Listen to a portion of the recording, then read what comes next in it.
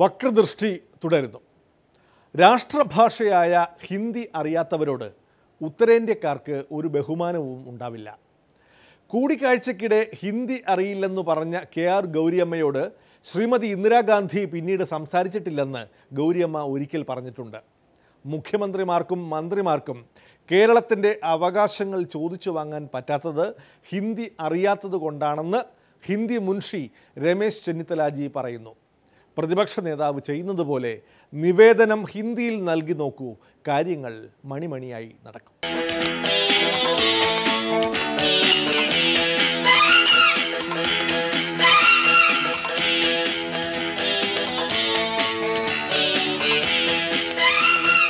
ഈ നാട്ടിലെ തൊഴിലുറപ്പ് തൊഴിലാളികൾ ജോലിയെടുത്തിട്ട് അവർക്ക് പണം കൊടുക്കാൻ കേന്ദ്രം തയ്യാറായില്ല.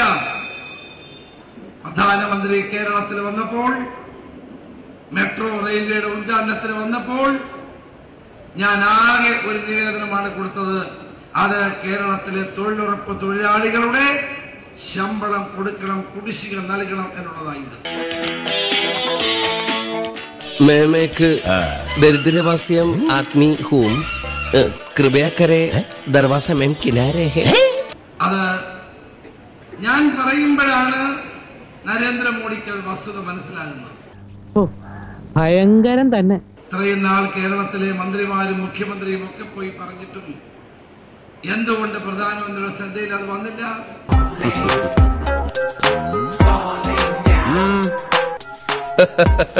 കൊള്ളാം കൊള്ളാം, സിംഹമടയിലും വഴിപോക്കനോ. ഒന്നുകിൽ പിണറായി വിജയനും മന്ത്രിമാരും പറയുന്നത് നരേന്ദ്രമോദിക്ക് മനസ്സിലായില്ല, അല്ലെങ്കിൽ നരേന്ദ്രമോദി പറയുന്നത് ഇവർക്ക് മനസ്സിലായില്ല. ജയപ്രകാശ് നാരായണൻ ബീഹാർ की ढाका जिले में सन 1945 में पैदा हुआ है. 5ാം പാഠത്തിലെ ഹിന്ദി കേൾക്കാനല്ല തന്നെ ഇങ്ങോട്ട് വിളിപ്പിച്ചത് എന്നാ 6ാം പാഠത്തിലെ പറയാം. എനിക്ക് മനസ്സിലായില്ല. സാർ എന്ത് പറഞ്ഞാലും അത് അനുസരിക്കാൻ തയ്യാറായിട്ടാണ് ഞാൻ വന്നിരിക്കുന്നതെന്ന്. എന്നാ തയ്യാറായിക്കും. കേവൽ ഉൽക്ക ഫൂൽ കൈ ബാർ ഖീര മൂർച്ഛായ മധുവോं को മകരന്ദ സഖായ കിന്തു സഖാ ഹെ ജീവന്റെ ബേവകൂഫ്. അയ്യോ, എനിക്കൊന്നും മനസ്സിലായില്ല. അല്ലെങ്കിൽ ഞാൻ മലയാളം കൊടുത്തപ്പോൾ ഞാൻ ഹിന്ദിയിലാണ് പറഞ്ഞത്. കാരണം അദ്ദേഹത്തിന് ഇംഗ്ലീഷിനേക്കാൾ ഹിന്ദിയാണല്ലോ പെട്ടെന്ന് മനസ്സിലാവുന്നത്. ഹിന്ദിയിൽ പറഞ്ഞു. അപ്പൊ എന്നോട് പറഞ്ഞു, എന്നോട് ആരും ഇതുവരെ ഇത് പറഞ്ഞിട്ടില്ല.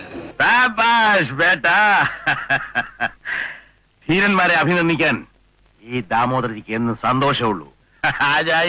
സർക്കാർ അങ്ങനെ വർഷങ്ങൾക്ക് ശേഷം ഞാൻ ആൺകുട്ടിയെ കണ്ടു. ഇത്രയും ധൈര്യം ഞാൻ എന്റെ ചാൽ ശോഭരാജ് മാത്രമേ കണ്ടിട്ടുള്ളൂ. നിനക്ക് എങ്ങനെ കിട്ടി കുട്ടി ധൈര്യം? അതിന്റെ അർത്ഥം എന്താണ്? പിണറായി വിജയൻ പറഞ്ഞ കാര്യമൊന്നും പുള്ളിക്ക് പിടികിട്ടിയില്ല, പുള്ളി പറഞ്ഞ കാര്യം അത് ഇവർക്കും പിടികിട്ടിയില്ല. मैंने सोचा कि केरल में बुद्धिमान का लोग रहते हैं, मगर अभी मालूम पड़ा मैंने गलत समझा हूँ. हमारा राष्ट्रभाषा हिंदी है. तुम लोग हिंदी सीखो, नहीं तो किसी को छुटकारा नहीं पा सकता.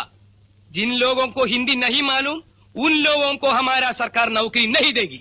संपूर्ण चाचरदार बंदर का बच्चे. മുമ്പൊരിക്കൽ മുഖ്യമന്ത്രി പിണറായി വിജയൻ കേന്ദ്രമന്ത്രി രാംവിലാസ് പാസ്വാനെ കണ്ടതിനു ശേഷം മുഖ്യമന്ത്രി പനിനീർ സെൽവം തന്നെ സന്ദർശിച്ചതായി പാസ്വാൻ ഫേസ്ബുക്കിൽ കുറിച്ചിരുന്നു. കേന്ദ്രമന്ത്രി രാംവിലാസ് പാസ്വാന്റെ ഈ വിവരമില്ലായ്മ പിണറായിയുടെയും ഹിന്ദി മാത്രം അറിയുന്ന പാസ്വാന്റെയും ആശയവിനിമയത്തിലെ അപാകത കൊണ്ടാണ് ഉണ്ടായത് എന്നാണ് ചെന്നിത്തലയുടെ തിയറി.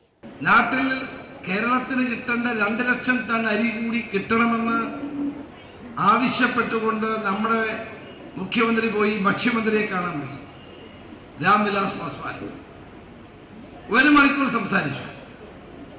1 മണിക്കൂർ സംസാരിച്ചിട്ട് മുഖ്യമന്ത്രി കേരള ഹൗസിൽ വന്നപ്പോൾ നമ്മുടെ രാംവിലാസ് പാസ്വാൻ എന്ന ഭക്ഷ്യമന്ത്രി തന്റെ ട്വിറ്ററിൽ എഴുതി, ഞാനിപ്പോൾ 1 മണിക്കൂർ നേരം തമിഴ്നാട് മുഖ്യമന്ത്രി പന്നീർ സെൽവവുമായിട്ട് സംസാരിക്കായിരുന്നു. ഒരു തരത്തിലും എന്നെ ജീവിക്കാൻ സമ്മതിക്കില്ലെന്ന് ഉറപ്പിച്ച് തീരുമാനിച്ചിറങ്ങിയിരിക്കുകയാണല്ലേ. പാസ്വാൻ എന്റെ സുഹൃത്താണ്, ഹിന്ദി അറിയത്തുള്ളൂ, ഇംഗ്ലീഷ് കുറേയൊക്കെ അറിയാം. അപ്പോൾ പിണറായി വിജയൻ പറഞ്ഞത് പാസ്വാന് മനസ്സിലായില്ല, പാസ്വാൻ പറഞ്ഞത് പിണറായിക്ക് മനസ്സിലായി. Yes, I have been in Singapore for a long time. Oh, I see. You know, Mr. Narayan, how deeply they are loving. ദൈവമേ, മൂർഖനെയാണല്ലോ ചവിട്ടിയത്. That's why, in fact, I took my decision to arrange the marriage at the earliest. Is it convenient and comfortable for you? അതന്നെ. Agreed? Agreed.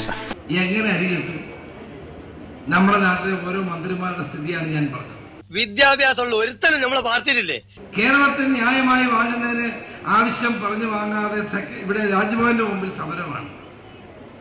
ഇന്ന് കേരളത്തിൽ Marxist party ഇടതുമുന്നണിയുടെ സമരം ഭരണമെന്ന് പറയുന്നത് വെറും സമരമായി മാറിയിരിക്കുന്നു.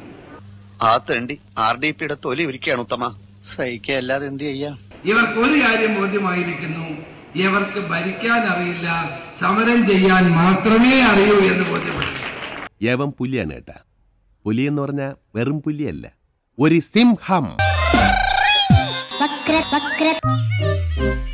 വക്രദൃഷ്ടിയിൽ വീണ്ടും ഒരു ഇടവേള കൂടി. രാപ്പകൽ അടി ഇടവേളയ്ക്ക് ശേഷം.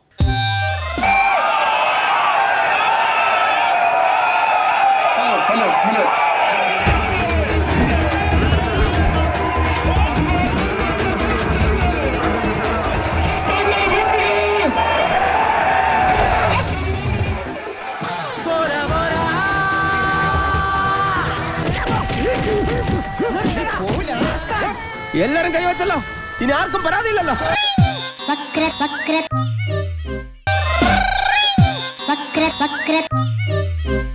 വീണ്ടും വക്രദൃഷ്ടിയിലേക്ക്.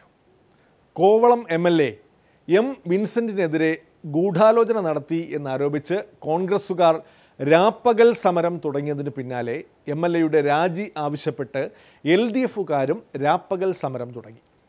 രണ്ടു സമരക്കാരും മുഖാമുഖം വന്നതോടെ മണ്ഡലം ആസ്ഥാനമായ ബാലരാമപുരത്ത് അടിയോടടിയും ലാത്തിച്ചാർജും. സ്ത്രീപീഡന കേസിനെ ഒരു ക്രമസമാധാന പ്രശ്നമാക്കിയിരിക്കുകയാണ് ഇരുകൂട്ടരും.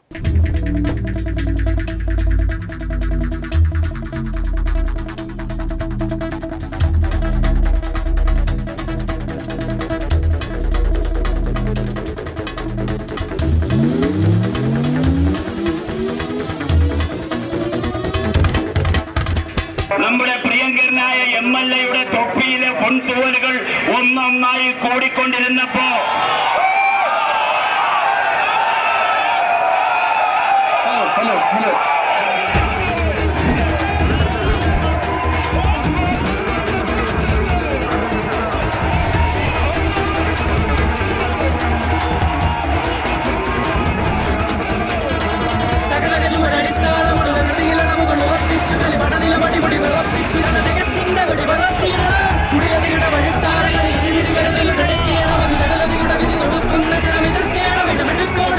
എന്തിനോ വേണ്ടി തിളക്കുന്ന സാമ്പാർ.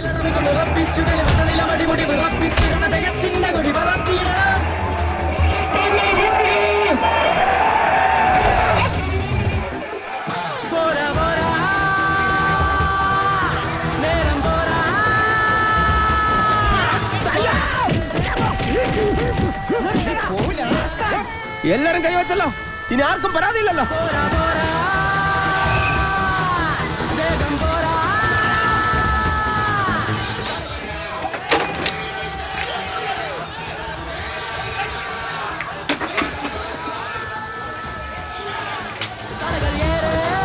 ഇങ്ങനെയാണെങ്കിൽ ഞാൻ കളിക്കല്ലേ.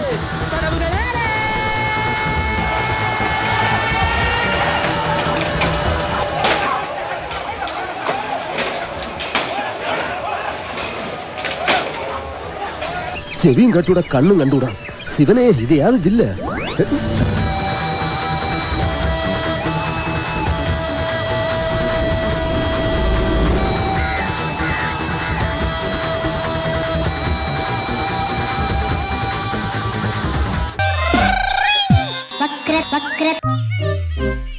ഇതോടെ ഇന്നത്തെ വക്രദൃഷ്ടി സമാപിക്കുകയാണ്. വീണ്ടും തിങ്കളാഴ്ച രാത്രി 9:30 കാണാം.